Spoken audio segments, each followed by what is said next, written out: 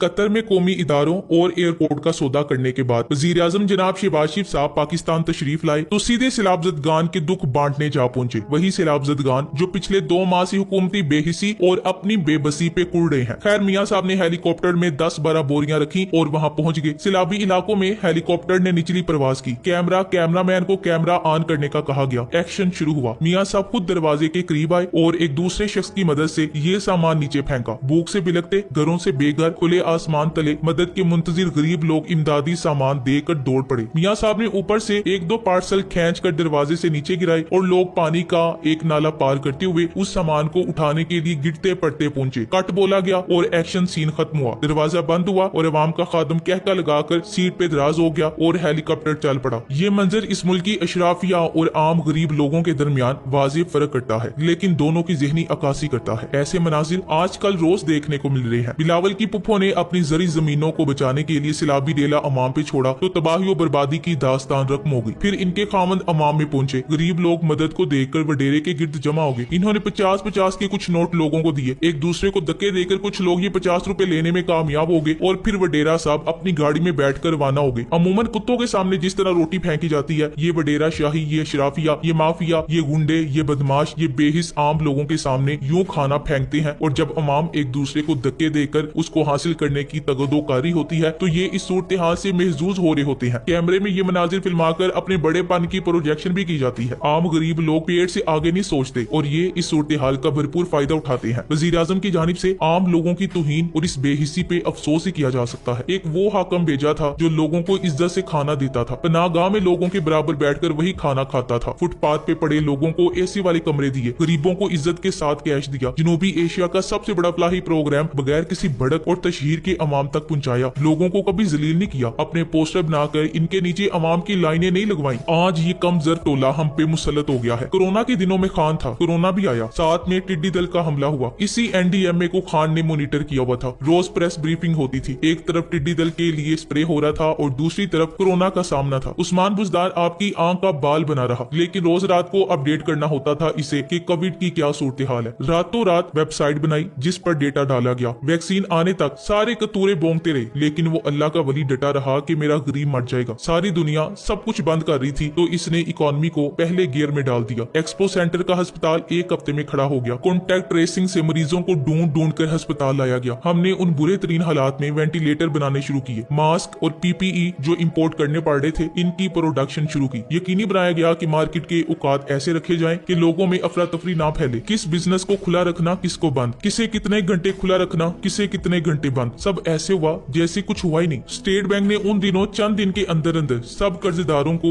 1 साल की छूट दी। उन कारोबारों को सस्ता कर्ज दिया जो अपने मुलाजमीन को ना निकाले। अस्पतालों को कर्ज दिया ताकि वो कोविड वार्ड बनाए। वैक्सीन आई तो सिर्फ उसे नहीं लगी जिसने लगानी नहीं थी। 24 घंटे के मराकज बनाए गए। ये हमारा खान था। एंकर और ओपोजिशन पीछे लगे थे, लेकिन ये सब इसने किया था। अभी भी केपीके से सबसे कम जानी नुकसान की इतलात है। बकवास करने वाले आ जाते हैं कि खान ने किया ही क्या था। केपीके में इमरान खान ने दरख्तों का मंसूबा और छोटे डैम बनाने के मंसूबे शुरू किए। जिन इलाकों में बिजली नहीं थी वहाँ गाँव अपनी बिजली बनाते हैं। होटल और घर तक टरबाइंस के जरिए अपने घरों की बिजली बनाते हैं। लेकिन ये छोटे डैम बड़े सैलाबी रेलों को नहीं रोक सकते। इन्हें अगर कोई चीज रोक सकती है तो वो दरख्तों का मंसूबा था। केपी में ये हासिल हुआ, लेकिन फेडरल में हुकूमत बनने के बाद बाकी सूबों में इस पर इस तरह काम नहीं हुआ। गमगीन होने और सैलाब ज़दगान के दुखों पर नमक छिड़कने की बजाय इनकी मदद और मुस्तकबिल के प्लान की जरूरत है। और वो लोग क्या मनसूबाबंदी करेंगे जिन्हें नियाग्रा फॉल इंजॉय करने, बरतानिया में योम आजादी मनाने, रजीम चेंज की साजिश को तकवीयत देने, कौमी असासों का सौदा करने और कतरी वर्ल्ड कप से फुर्सत नहीं है। अब भी अगर कोई सोच रहा है तो इमरान खान ही है। मुझे इस वक्त बुरा नहीं लग रहा है जब इस वक्त मुसल्लत हुक्मरानों को कोई नहीं कह रहा कि मुतासरा इलाकों में जाओ, लेकिन खान के सब पीछे पड़े हैं। ये अल्लाह की मर्जी है। लोग उसी से उम्मीद बांधते हैं जिसे अपना समझते हैं। लेकिन इस सब के दरमियान मैं ये भी चाहूंगी कि कोई ये ना भूले कि हमारे मुसल्लत करदा वजीर आजम एक अजीमुल शान वक्त लेकर कतर गया हुआ था, जहाँ इसने कौमी असासों का सौदा किया है। उन असासों के बारे में 6 मगोइयां है कि कतर की जिस कंपनी ने भी इनको खरीदा है वो सिर्फ फ्रंट मैन है, पीछे बेनिफिशियल ओनर हुक्मरानों की औलाद ही है। इसके अलावा ये भी 6 मगोइयां है कि इज्जत माब नवाज शरीफ साहब को 25 सितंबर तक लंदन छोड़ना है और अगर पाकिस्तान में हालात साजगार ना महसूस हुए तो इनका अगला क्याम कतर होगा। कतर के इस दौरे पर आने वाले अखराजात का कोई हिसाब नहीं दिया गया। मैं ये भी चाहूंगी कि लोग याद रखें राजा परवेज अशरफ साहब इस वक्त 25 रुकनी वक्त के साथ बैरूनी दौरे पर हैं और वक्त के तमाम अरकान सरकारी खर्च पर सबसे बड़ा वक्त लेकर गरीब ममालिक के मसाइल पर एक कॉन्फ्रेंस में शिरकत करने पेरिस और कनाडा में है। शनीद है कि ये वक्त कोई भी मीटिंग अटेंड नहीं कर रहा है। मजीद ये भी याद रखिएगा कि खबर गर्म है कि बिलावल भी पाकिस्तान में टिकना पसंद नहीं करते। ताहम जिन ममालिक के दौरे पर वो जाना चाह रहे थे, इनके वज़ीर खारजा ने मिलने से इनकार कर दिया। और सियासत का सबसे बड़ा जुगादरी जरदारी भी इस वक्त दुबई में है। ये भी याद रहे कि फरियाल तालपुर की जमीन बचाने को कई गरीबों की सल्तनत बहा दी गई। बस ये सब याद रखिएगा। पंजाब हुकूमत काम कर रही है, लेकिन वही आवाजें हैं कि पंजाब हुकूमत कहाँ है। जो भी प्राइवेट बंदा इमदादी सरगर्मियों में हिस्सा ले रहा है, वो इंतजामिया को बिला सोचे समझे गालियां दे रहा है। ये आफत बहुत बड़ी है, हम सबको मिलकर ही काम करना होगा। पंजाब हुकूमत काम कर रही है, लेकिन हमेशा की तरह तशहीर नहीं हो रही है। कोरोना के दिनों में हमने अल्लाह के किसी वली को बहुत जलील करने की कोशिश की थी। उम्मीद है हम अपनी गलतियों से सीखेंगे। अल्लाह करे ये गलत हो, लेकिन मौसम के पैटर्न्स को देखते हुए माहिरीन का कहना है कि सितंबर में गैर मामूली पैमाने पर बारिशें होने का इम्कान है। ऐसी बारिशें जो शायद कभी इस खित्ते में नहीं देखी गई। मौसमी तब्दीली एक हकीकत है और पाकिस्तान इससे सबसे ज्यादा मुतासिर होगा। लेकिन हमारी ये हालत है कि पंजाब हुकूमत हमजा शहबाज को गैर आईनी तौर पर वजीर आला बनाए रखने के चक्कर में मानसून की तैयारी भी भूल गई, जो गुज़श्ता 3-4 साल जून के आखिर में ही मुकम्मल कर ली जाती थी। जबकि सिंध हुकूमत को फोटो शूट से फुर्सत नहीं रही। विफाकी हुकूमत तो वो सारी की सारी बाहिर है। बेनजीर मुशर्रफ, नवाज और जरदारी में से किसी को डैम बनाने की भी तौफीक शुरू नहीं हुई। वो भी 2-3 साल पहले शुरू हुए। बकौल मुनीर नियाजी साहब, मुनीर इस मुल्क पर आसेब का साया है या क्या है? ये हरकत तेज तर है और सफर आहिस्ता आहिस्ता। ये सैलाब वाले अजाब हमारे अमाल की कोताहियों से बढ़कर कुदरत की जानिब से मुहैया करदा मौक़ों की नाशुक्री के इवज हम पर मुसल्लत है। जो मुल्क हर साल बारिशों की नेमत से मालामाल हो, वहाँ पानी को महफूज करने का मुनासिब निजाम ना होने के बाइस हर साल लाखों मैट्रिक टन पानी सैलाब बनकर समंदर बुड हो जाता है। फिर बकिया हिस्सा खुश्क साली और कहर साली का सामना अलग से। बिला शोबा अमाल पर सजा जजा का निजाम एक हकीकत है, मगर नेमतों और कुदरत के मौक़ों का बेदरेक ज़िया ही हमारे जवाल की असल वजह है। हमारा मुल्क पानी की शदीद कमी का शिकार दुनिया के चंद एक खास इलाकों में शामिल है और इतने ज्यादा सैलाबी पानी को बगैर इस्तेमाल या जखीरा किए आबादियों या जरी जमीनों में तबाही फैलाने के लिए खुला छोड़ देना या समंदर बुर्द कर देना शर्मनाक है। अक़वाम मुत्तहिदा के इदारे वर्ल्ड रिसोर्स इंस्टीट्यूट की तंबीह के मुताबिक 2030 तक पाकिस्तान में सालाना 23 लाख अफराद सैलाब से मुतासिर हो सकते हैं। इस वक्त हर साल 7,15,000 अफराद सैलाबी पानी की बेरहम मौजों के रहम करम पर होते हैं। सैलाब भी जल्जले की तरह एक कुदरती आफत है जो मौसमियाती तब्दीली की वजह से ग्लेशियर्स पिघलने और शदीद बारिश की वजह से आता है। लेकिन सैलाब ऐसा नेचुरल डिजास्टर है जिसकी पेशन गोई हफ्तों कबल हो जाती है। इस साल मई और जून के महीनों में शिमाली इलाकों में रिकॉर्ड गर्मी पड़ी, जिससे खैबर पख्तूनख्वा और गिलगित बल्तिस्तान में सैलाब का खतरा था। दूसरी जानिब जुलाई के आगाज से लेकर अब तक पंजाब, बलोचिस्तान और सिंध में शदीद बारिशें हुई। इस वक्त सिंध की तकरीबन 50% जमीन ज़ेर-ए-आब है, जिस पर 1 फुट से लेकर 10 फुट तक पानी खड़ा है। बड़े बड़े वडेरों के शहर पानी में डूब रहे हैं। जनूबी पंजाब का हाल भी सिंध से मुख्तलिफ नहीं है। राजनपुर, डेरा गाजी खान और मुल्हिका अजला शदीद मुतासिर है। बलोचिस्तान में भी सैलाब अपनी तबाही फैला रहा है, लेकिन वहाँ आबादी और रकबे के तनासुब में बहुत ज्यादा फर्क होने की वजह नुकसान कम लग रहा है। परसों से सवात और खैबर पख्तूनख्वा में भी सैलाब और पानी के रेले बह रहे हैं। Thanks for watching.